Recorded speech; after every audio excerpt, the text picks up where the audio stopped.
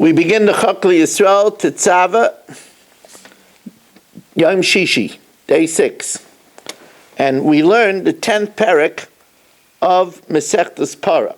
Now, as we know, Masechtas Parah discusses the ritual of the Paraduma, of which Shlomo HaMelech, the wisest of all men, said, Amarti echkama, I thought I was wise, v'hi rechoka mimeni, but it is beyond me, the clear understanding of this chok, of this statute. Suffices to say that it had national significance, because the only way we could become purified from corpse contamination is to have sprinkled upon us from water mixed with the ash of the paraduma. This is one of the premier reasons why we can't bring korbanos today, because there's no way for us to purify ourselves, because we can't do the ritual of the paraduma without the temple, and therefore we all are under corpse contamination. That's why we can't go to the Harabayas, to the Temple Mount, and going to the Temple Mount would be an Isukaris, a severe crime of spiritual death. It's one of the 36 creases.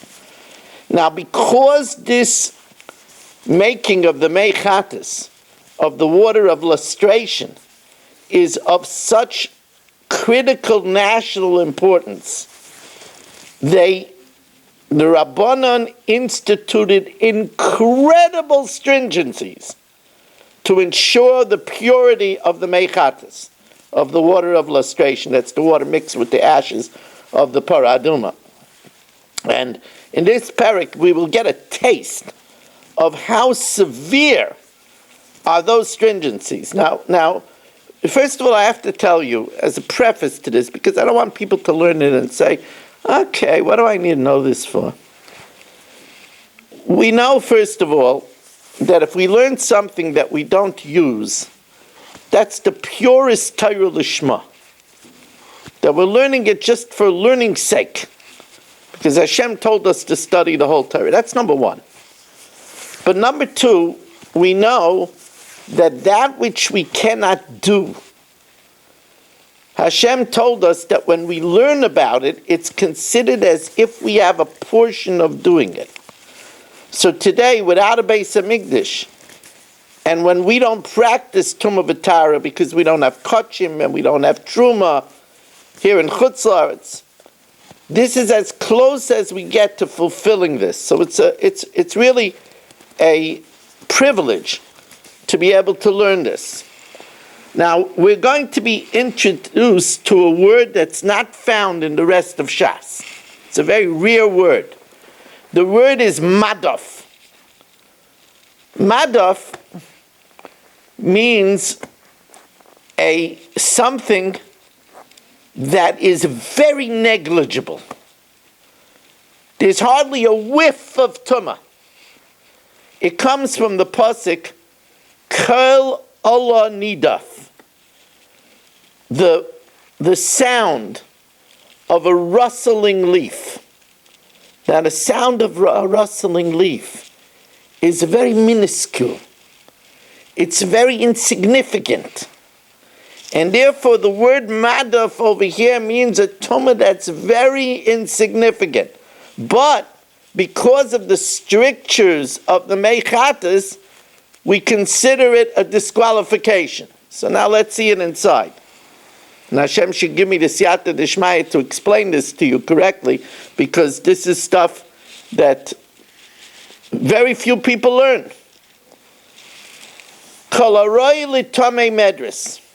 Now, the tumah of medris is a zava or a nida. Somebody suffering from biblical gonorrhea, a man or a woman, or a nida, a menstruant. She makes an avat tumah, a principal tumah, anything that she sits upon, she lies upon, or she rides upon. These items convey tumah whether you touch them, whether you carry them, or even if you move them without touching them, or if they move you. So it's really, here the Mishnah tells us, Kol haroyli tamei medras. Anything that's fit to become tamei as medras. A chair, a couch, a bed, a seesaw, a rocking chair, a beach chair, madaf lechatas. Even if you don't know if a zav sat on it, it's considered to be, even though it's very flimsy, it's considered to convey tumah by a chatas. That means if you want to be able to do the ritual of the chatas, and you moved a chair, you don't know if a zav sat on it, you're considered to become tamei from a medras of a zav. Because maybe a zav sat on it, maybe a nida sat on it.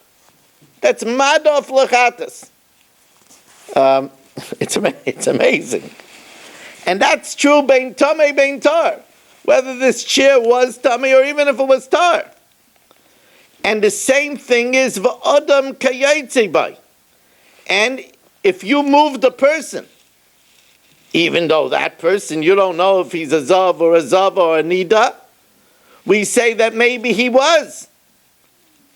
And therefore, if you move a person, we treat the person as they were tamei with zav. Your mamash have to stay away from everybody. Now, let's say it's an item that's not susceptible to tumas zav. It's not a chair. It's not a bed. It's not a wagon. It's only fit to accept corpse contamination. Now, corpse contamination is also severe, but corpse contamination is only tummy if you touch it, not if you move it. So, bein tamei, bein tar, Rebbe Eliezer, there you don't have to worry that it has the contamination of a zav, because it's not fit to have the tumah of a zav. And therefore, if you move it, you're not going to become tamei. Rabbi Shua, I'm a madaf. Rabbi Shua says, you're still going to be tamei if you move it. Because we're afraid that you're not going to distinguish between something that's fit for the tumah of medras and something that's not. The chachamim, I'm a tamei madaf. If the item, let's say it's a metal cup. So if it's tamei, if it has corpse contamination, but you didn't touch it, you just caused it to be moved. Since it's tamei, we say that we consider it as if it had tumas zav, and you'll become tamei. Why? Because you're not going to differentiate between something that's tamei with corpse contamination and something that's tamei with zav contamination. But if it was tar, then ain't a matter. If we don't go that far, and if you only caused it to be moved, you're not going to become tamei. Now, hator lechatas, someone who is tar for a chatas, shenoga b'madaf. Now here, this is interesting. He touched something that was elyoinoi shel zav. Now, elyoinoi shel zav, that's something that's on top of a zav, which is a rishon l'tumah. Now, a rishon l'tumah normally is not metamei a person. But we say tamei. We say that the person becomes tamei for mechatas. And login shel chatas. If you have a bottle that you plan to store the mechatas in, shenoga b'madaf, that touched something that was on top of the zav, which is a rishon, which normally rishon is not metamei kelim. A rishon is only metamei. Rishon is a derivative of an avatuma. It only is metama oichlin or mashkin. It's not metama utensils. But because of the higher standard of meichatas, tamei. That's another stricture. Now, hator lechatas. Somebody that was tar, he went through all of the steps to become tar, to do the procedure of the mixing of the ash of the paraduma into the water to make the meichatas. Shenoga ba'achalim umashkim biyada. He touches food or drink with his hand. Now, this is food or drink, whether it's tamei or tar. We view that food or drink, again because of the higher standard, as if it's a rishain, which normally is mitame one's hands. But because he's under the strictures of the preparing the meichatas, we make his whole body tamei. Hatar lechatas shenoga ba'achlan umashkim biyadai tamei, and his whole body becomes tamei. But a baraglai, the only time they made this stricture that if you touch food and drink that's a rishon, you become tamei, is only with your hands. So if you touch it with his foot, tar. Hesitan biyadai. What about if he moved it with his hand? Now, moving it with your hand, you have to know that Tumas Hesed is only by a Zav. And Tumas Zav can't be metame food. Because remember, it could only be metame that which you sit upon or that which you lie upon. But Rabbi Yeshua metame, Rabbi Yeshua says if you move the food or the drink, it's tamei, because again, Rabbi Yeshua makes a gzeira. The Chacham metarim, he says there's no Tumas Hesed by food. Now, here we have again, etymologically, a rare word. Kolol shel chatas. Now here the word kolol, kilel usually means a curse. Here the word kolol is referring to an earthenware jug. I'm not exactly sure what the etymology of this word is, but that's the way the Rav learns over here. He says that in the pasuk in Bereshis, where it says that Rivka carried Kada al Shechma, the picture on her shoulder, and I spoke about it at Charles Shudis, that Rabbi Yonasan Eibshit says that normally they didn't carry pictures on their shoulder. And Rivka carried the picture on the shoulder because she was advertising that she's available to help people. It was one of the ways that Eliezer knew that she had an avas chesed, a love to do chesed, because she advertised her availability. It wasn't if somebody asked me, I'll do it. She wanted to do it. But anyway, on the pasuk of Akada al Shechma, the Targum says v'kulta al kseifa. So there we have kulta, that root of it being an earthenware vessel. Now, an earthenware vessel, just let me let you know, an earthenware vessel cannot become tamei from its outside. It only could be tamei from its ear space. That's a special law of an earthenware vessel. So kolol shel chatas shenoga b'sheretz, an earthenware vessel that had the ash inside it, of the paraduma, that's touched by a sheretz. Sheretz is one of the shmeina shvatzim, dead sheretz, like a lizard, like a toad, one of the 8 shvatzim that touches the outside, tar. Because, as I said, the outside is impervious to accept tumah. But what about nisana al gabav? What about if you put the earthenware vessel on top of the sheretz? Now, the bottom is also impervious.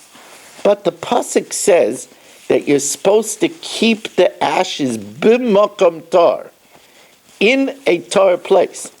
If it's on top of it, it's not in a tar place. The sheretz is a tamei place. So Rabbi Eliezer Matar, Rabbi Eliezer says, no, it's still tar, because the sheretz can't penetrate to the bottom of the klei cheres.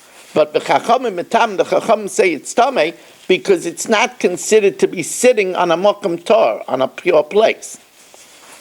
Noga ba'achalin umashkin uvikisvei HaKodesh. If the judge touched tamidika food, drinks, or kisvei HaKodesh, that sounds strange, kisvei HaKodesh, holy writings, but they decreed tumah on holy writings because of an interesting reason. People used to hide the truma because it's supposed to have a mishmeres, supposed to protect it. They used to hide it in the Aron Kodesh. It's holy and the Torah is holy. Then the mice came, ate the food, and started munching on the Sefer Torah. So in order to ensure that they kept truma away from the Sefer Torah, they made that the Kisvei Kodesh is metame, so that we keep it away.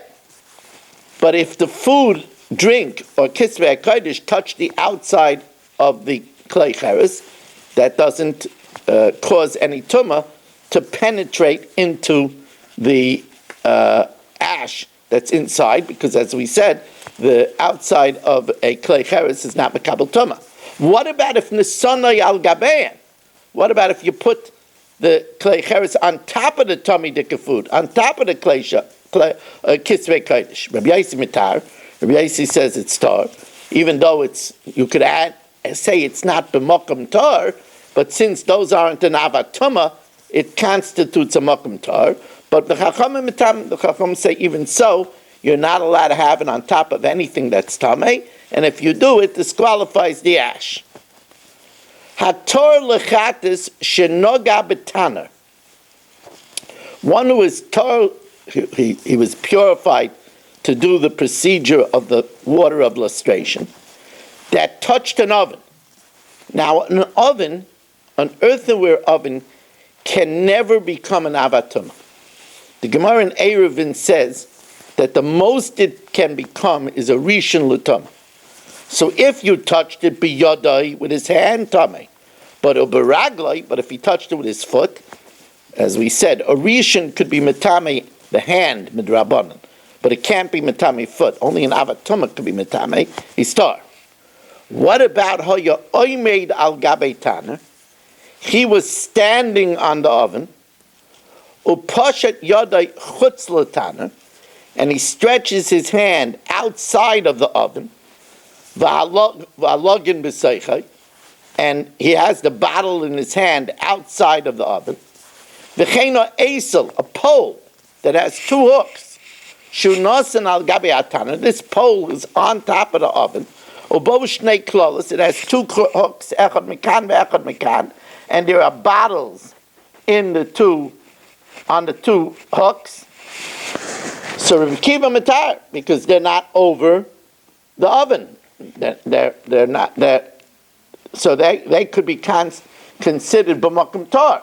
The Chachamim say that since he's standing and he's holding it, or the pole is standing on the oven, it's not considered b'makom tar, and therefore it's disqualified.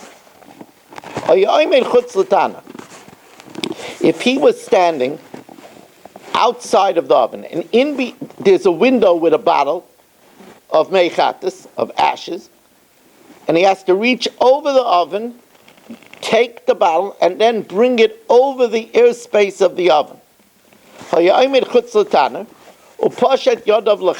He stretches his hand to the window.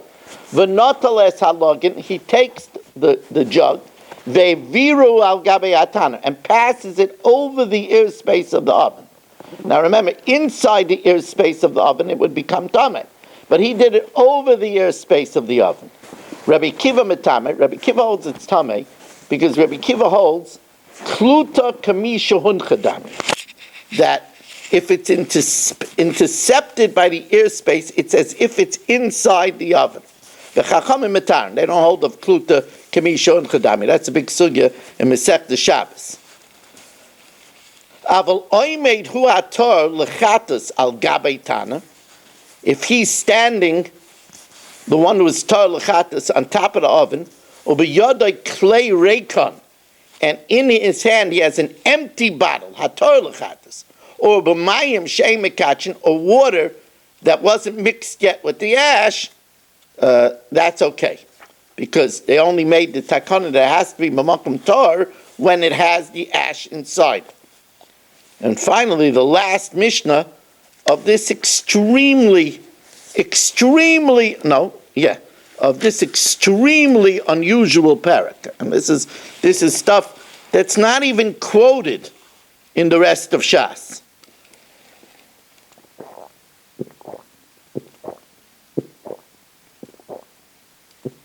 I made a bracha already. And in the schus of us learning about this, we should be zeichet to see the coming of Mashiach, where one of the first things that we will have to do is we will have to bring a paraduma to be purified. So that's why we have the parsha. The third parsha of the Dalet Parsha is Parshas Para, and we do that before Pesach, because in order to be able to bring the Korban Pesach in the Beis Hamikdash, we have to purify ourselves with the ash of the paraduma on the third and the seventh day. So in the schus that we're learning this, we should be zeichet to live to see this. Login shel chatas. Hey, this is amazing. A bottle of ash of the paraduma, shenoga b'shel kodesh v'shel truma, that touches a bottle that has kachim or truma. Now, it was kept b'taris kodesh and b'taris truma, which is severe in itself, but that's not enough. It's considered tamei for the chatas because it's not on the strictures of the chatas. So shel chatas tamei. The bottle of the chatas is tamei, but v'shel kodesh v'shel truma tyrant. But the bottle of kodesh and truma remains tar because they don't have the strictures of the mechatas. Shneim b'shtei yadav. If you have a bottle of the kodesh and a bottle of the chatas in your two hands, shneim tameim. Why? Because the bottle of the kodesh makes tamei the person who is under the strictures of the mechatas, and therefore, then he makes when he becomes tamei, he makes the bottle of the chatas tamei, and he makes the bottle of the kachim tamei. Shneim b'shnei niyaros. Oh, but if both bottles are wrapped in paper, so he doesn't directly touch the bottle, so then shneim tahirim. Then he doesn't get tumah from the bottle of kodesh. And this is amazing. The bottle of kodesh was guarded with such tara, but it's not tara enough for the mechatas. That's the strictures of the mechatas. But if it's wrapped in paper, so that protects it, that his hand shouldn't become tamei. What about shel chatas b'niyar? What about the bottle of the chatas is wrapped in paper? But shel truma b'yada, the bottle of the truma is not wrapped in paper. Now that's not good enough, because shneim tameim, they both become tamei, because the truma makes tamei the person that has tyrus chatas. Then he's carrying the bottle of mechatas. So even though it's wrapped in paper, but he's carrying it, so he's metamei because he's carrying it. And in turn, since he's tamei, he's metamei the bottle of the truma. Shel truma b'niyar, v'shel chatas b'yadik. But if the bottle of truma is wrapped in paper and the chatas is open, that's okay. Since the bottle of truma is wrapped in paper, he's not touching it. He doesn't become tamei. Thus, the bottle of chatas doesn't become tamei. So shneim ta'irim. Rabbi Yeshua says over there we make a stricture shel chatas tamei. We make it the stricture by the chatas that he's tamei. Why? Because Rabbi Yeshua holds, it's amazing, Rabbi Yeshua holds that we view the bottle of truma as if it has the tumah of a zav, which we said is tamei even by medris, even by just moving it, by hesed, even by just moving it. So therefore, even though it's in a paper, he moved it, therefore he becomes tamei, and therefore he's metamei the bottle of chatas. That Rabbi Yeshua's, that's an amazing chumrah. Hayinesunim al gabe haaretz. Oh, What if the bottles are on the ground? So here he's not carrying them. V'noga bahen. And when they're on the ground, he touches them.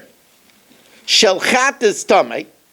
The one of the chatas is tamei, because since he touched the bottle and he touched the chatas, he transmits the tumah to the one of chatas by touching it.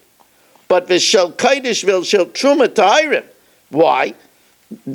Because since he didn't touch or carry the mechatas itself, it's only inside the barrel, so the truma doesn't become tummy.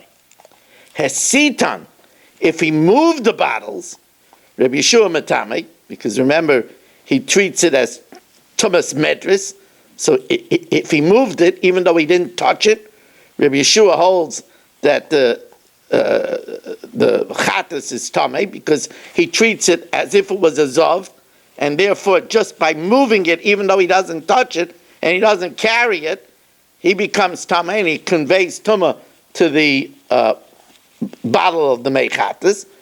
But the chacham mitam, they don't say, since foodstuff can never have tumah zav, like we said, it's only something that's made to sit upon, to ride upon, or to lay upon, so therefore he says that it's tar.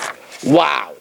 One of the takeaways of this is that we don't have anything nowadays, anything at all, in our body of laws that we go so far with stringencies like they did with the national mechatas. We don't have anything.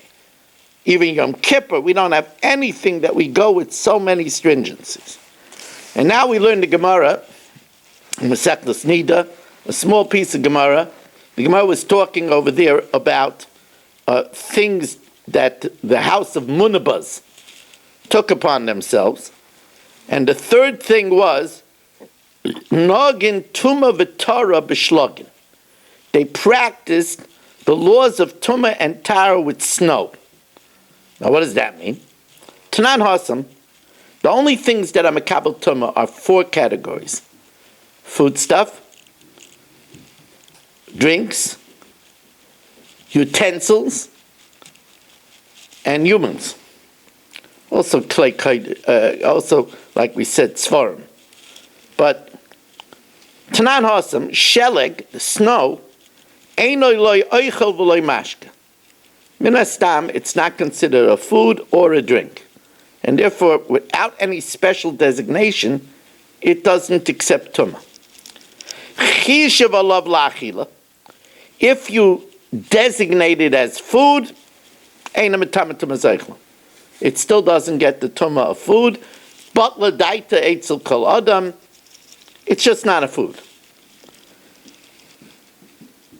L'mashka, but if you say that it should be a drink, then metamet tumas mashkim. Of course, the difference is tumas eichlin is a shear of a beya, of an egg. Tumas mashkin is a shear of a revius, about 2.9 fluid ounces. So if you designate it as a liquid, then it's going to accept the tumah of a liquid. And I have to tell you a story. When my father was in Auschwitz, one day, the Nazis pulled him out of the barrack and decided to make sport with him. There was a big tree that had a huge hollow. With gunpoint, they forced my father into the tree and then surrounded the tree with killer dogs. They kept my father in that tree in the snow for 3 days and 3 nights. The reason why I mention it is he told me he survived by drinking the snow. My father was sure that they would shoot him. After the 3 days and the 3 nights, they laughed and they said if he could walk to the barrack, he could live. They were sure that everything would have fell asleep and he wouldn't be able to move. But Hashem wanted my father to live and to have a family, and somehow he said he walked to the barrack and he survived. Now, the way we knew this story is an interesting. I mentioned this story because of the fact that you see that snow for him was a very important liquid. He designated it as a liquid. I mentioned this story. How do we find out? My father didn't speak much about what happened. But one time we lived in 4600 14th Avenue in Borough Park, on the 5th floor of an apartment building. In those days, we had an incinerator. But if you had big boxes, you couldn't put it in the incinerator, so you had to go down to the basement, and there was like a dumpster in the basement. So one time my father went down with my younger brother Yisrael, and he was very scared because the super, who wasn't a nice man, had a huge dog. And sometimes when you opened the door to the basement, the dog would bound at you. And that's what happened. My father opened the door, and the dog bounded, a big dog bounded at him. So my father grabbed the dog by the scruff of the neck, this big dog, banged on the super's door. The super opened the door. My father, all of a sudden, took the dog and threw the dog into the house and told the super, the next time a dog jumps on one of my children, I will slit its neck. So my brother asked my father how he couldn't be afraid of such a dog. And my father told him after he was surrounded by the killer dogs for 3 days, he could never be afraid of a dog. That's how we found out about the story. Anyway, nitma miktsasai, if part of the snow becomes tamei, loy nitma kulai. Now normally, if you have a piece of food, if part of the food becomes tamei, or you have a cup of wine, if part of the cup becomes tamei, the whole wine becomes tamei. But snow, since it's granulated and it's considered separate, if part of it becomes tamei, the rest doesn't become tamei. Nitar miksasai, if part of it is purified, that means you attach part of it to the mikveh. That's called zriya. And once you attach part of it to the mikveh, it becomes one with the mikveh, and all of the water becomes tar. Nitar miksasai, nitar kulai. So the Gemara says that's a contradiction. Haguf kasha, it's an internal contradiction. Amrit nitma miksasai loy nitma kulai, if part of it becomes tamei, the rest of it doesn't become tamei. Then v'hadr tani nitar miksasai, if part of it becomes tar, nitar kulai, that implies that beforehand all of it was tamei. Remember the nitma kulai, that implies that before it became attached to the mikveh, it was all tamei. Amar Abaya, there is a time where all of it will become tamei. Kigain sheviroi al aver taner, whereas passed inside the airspace of an oven. Because we just learned earlier that which is in the airspace of the oven all becomes tamei. And that's even the part that doesn't touch the sides of the oven. How do we know that? The Torah he'ida al klei cheres, the Torah testifies about a klei cheres, afilu molei chardel, even if the klei cheres is full of mustard seeds. Not only the seeds that touch the inner sides of the oven become tamei, but all the mustard seeds are tamei, because anything in the airspace becomes tamei. So any water in the airspace, or the snow in the airspace, even though it's granulated, all becomes tamei. And now we learn a zayah, and it's kedai to travel far just for this small zayah. Because the truth of the matter is people wonder, they all know that we get in the Neshama Yisera. Everybody knows we get in the Neshama Yisera on Shabbos. But what does the Neshama Yisera do for us? What is it? The Welt says a joke that the Neshama Yisera has a nice appetite, and before we get a stomachache, it packs out on Matzah Shabbos. That's a joke that people say. But what does the Neshama Yisera do? Now, we can say that it's very exciting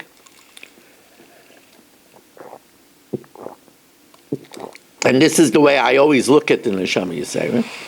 It's very exciting that we have a general war, the perennial war between the Yetzer Tov and the Yetzer Hara. And as the Chinuch says, the Yetzer Hara has home team advantage. You know, in baseball, they fight the whole year in order to get for the playoffs home team advantage. It's a big thing to have home team advantage. Sancherev Melech Ashur never wanted people to have home team advantage, so as soon as he conquered the city, he moved the city, he relocated the people from the city, that they shouldn't have home team advantage. So the Yetzer Hara has the upper edge. On Shabbos, the Neshama Yisera gives us the upper edge in the battle. So that's one benefit of a Neshama Yisera. But listen, the Zayir is going to quote a pasuk. I have to tell you, I'm embarrassed to say, that I never applied this pasuk in Yeshaya. But it's an exciting pasuk in Yeshaya. Says the Zayir, Am Rabbi Yehuda, Hachi hu vadai. This is certain that Shabbos was given to Klal Yisrael. Al dok siv, Zachar es yom HaShabbos, remember the Shabbos day likadshay. This is a different way of rendering the pasuk. Zachar es yom HaShabbos, remember the Shabbos day for who? Likadshay, to those that he sanctified. The Bnei Yisrael. Uksiv, who did he sanctify? Kedoshim to you, you should be holy. Ki kadosh ani Hashem. Uksiv v'karasa l'Shabbos, I think you should call Shabbos a delight. Who? L'kedosh Hashem. Those that are holy to Hashem, the Jewish people, mechubed, you should call it the honorable day. Tana, v'hayuma. On this day of Shabbos, kol nishmai sein de tzadikaya, all the souls of the righteous, misadnin, they delight, bisafnuke atika kadisha, with the delights of the ancient wisdom, the holy ancient wisdom, stima de kol stimen. The Mefarshei Azariah say that this means hidden beyond all of the secrets of the Sfiros. Virucha chada, and a new spirit, may inuga dahu atika, from the delight of this ancient wisdom, mispashta bechulu alman, spreads out to all the worlds. Visalka first goes up and draws from bina, vinachta, and it comes down, umispashta lekulu b'nei kadishna, and spreads out to all the holy people. Lekula nitirei araisa, all those that keep the Torah. V'naichen, and it gives them rest. B'naicha shlim, with a perfect rest. That's what we say, menucha shlema, we say it in mincha. Menucha shlema, a perfect rest. And listen to what it says. This is the benefit of the Neshama Yisera. Umisnashei mikulu, and we forget about everything. Kol rugzin, all our angers. Kol dinin, all our sadness. V'chol pulchonin koshin, and all our hard work. And here it quotes a pasuk in Yeshaya. Hado dichsiv b'yoyim haniach Hashem lecha. When Hashem gives you respite, may otzbecha, from your sadness, may rugzecha, from your anger, u'min avodah kasha, for hard work. So the Neshama Yisera gives us a koyach to divest ourselves of what makes us angry, of what makes us sad, and all of our hard work. Beginning kach, because of this, shakol Shabbos l'kavel araisa. Shabbos is equal to the whole Torah. V'chol de notir Shabbos, whoever keeps the Shabbos, kilu notel araisa. It's as if he keeps the araisa kula. Uksiv ashrei enosh yasazais. Fortunate is the person who does this. Uven odom yachazik ba, a man who holds strong. Shomer Shabbos mechalo, keeping the Shabbos from desecrating it. V'shomer yodai me asois kolra. That is equal to protecting himself from doing all evil. Ishtama, we could conclude the man did not do Shabbos. One who keeps Shabbos is commanded noter or raisa kula. It's as if he keeps the whole Torah. Now, in sync with the idea of atzvus, the Shari Kedusha tells us, Amru Rabbi Seinu Zechreinu Levracha, it's a Gemara in Pesachim, in the Arvei Pesachim, in the 10th parak, Ein Shechina ve'ein Nevuah Shaira, the Shechina or prophecy doesn't evolve, Lo mitech atzvus, if somebody is sad. Sadness and being in the proximity of the Shechina is mutually exclusive.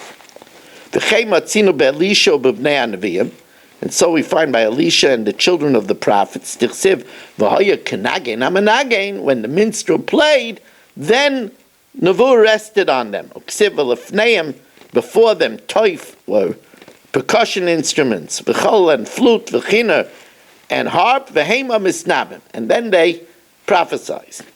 V'afilu b'chol avodas mitzvah tefillah. It's not just Nevuah. It's the service of mitzvah and prayer. Tzarich sheyiyeh b'tachlis hasimcha. A person has to be in a state of happiness. So it says, Ivdu es Hashem b'simcha. I told you that a recruiter for American Express told me that when he looked to recruit people, one of the things that he looked for is to see if they were happy with what they were doing. Because somebody that's happy with what they do are much more productive. So it says, Ivdu es Hashem b'simcha. K'moshe matzinu b'Abaya, Abaya said, Dava bodach tuva. He was very happy. He was very merry. They asked him why. V'amar tefillin kamanachna. What do you mean why? I'm wearing my tefillin. V'chein Rabbeinu, it says about Rabbeinu, that he was zeicher to say Gal Yisrael and then say Shemona Esrei, to be Semek Gulul Tefillah exactly at the moment of Vasikin, exactly at the moment of sunrise. V'chein Rabbeinu mishum de Semek Gulul Tefillah lo pasach chucha mipumei kol ha'uyuma. A smile didn't move from his face the whole day. L'chein ya'orer ha'adam simchas b'libay. A person should stir joy in his heart. By the way, you're only going to give over to your children, to your grandchildren, successfully if you're happy. They have to see that you are enthusiastic. Kizach Eliyos, he should be happy. Kizach Eliyos me'avdei Hashem. He merits being from a servant of Hashem. V'zachal l'seres emes, and he's zeicher to the Torah of truth. What greater joy is there to recognize the millions of kindness that Hashem created us for His honor, and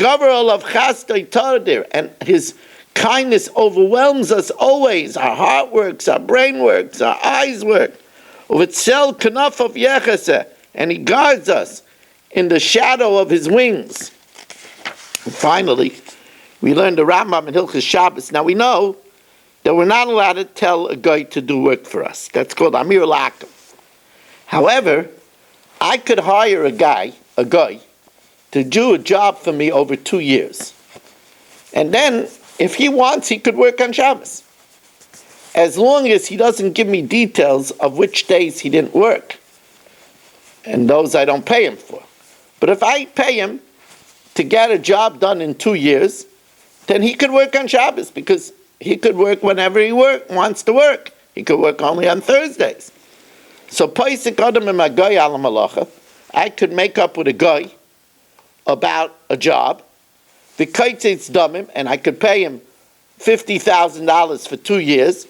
The guy is doing the work on his own pace. Even if he does it on Shabbos, it's mutter. If I rent him for many days, mutter, if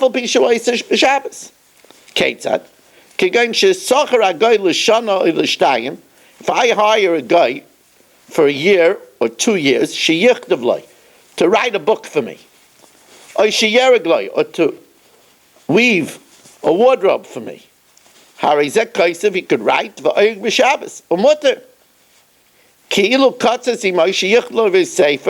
because I just contracted him to write me a book or to weave for me a clothing. He can work whenever he wants. That's if we didn't detail, well, you didn't work on Wednesday, you didn't work on Thursday, that comes off, because then I'm paying him for the Shabbos day. Now, there is an exception. Even with this, it's only allowed if it's not done in public. But if he's doing a job, he's making my house, and I pay him for a year to make my house, but everybody knows that that's the site of my new house, and they come and they see him working on Shabbos, that's not allowed. Because people will think maybe I hired him just to work for Shabbos. Where it's done in his house. He's writing the book in his house. He's weaving it in the house. That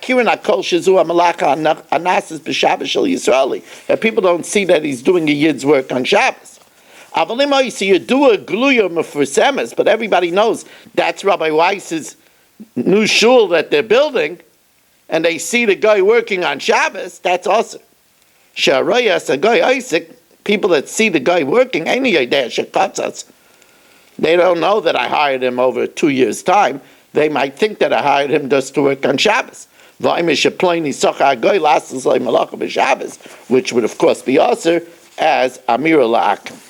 We want to thank you for joining us and wish you a wonderful day.